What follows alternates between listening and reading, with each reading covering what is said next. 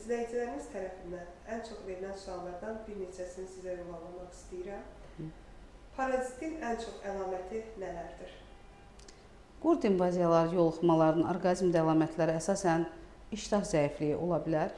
Öymə, ürək bulanma, ağızdan gecələr yatanda su gəlmə, diş qıcamalar, xırçıldatmalar, ağızda səhər tezdən acılıqların olması, dispepsik əlamətlər, yəni qarında sancılar, göbək ətrafı ağrıların, qəbizlik və ya ishalların olması, halsızlıq, anemiyaların baş verməsi və s. baş verə bilər.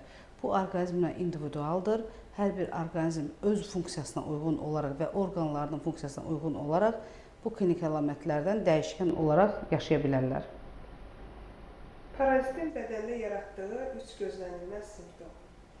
Deməli, əsas ən ağır simptomlardan biri ağır bir allergiyaların baş verməsidir. Bədənin bütün səpməyi, ağzın şişməyi, burnun şişməyi və yaxud nahiyəvi olaraq şişkinliklərin və səpkilərin əmələ gəlməsi, yüksək hərarətin əmələ gəlməsi və sürətli diareyanın olması.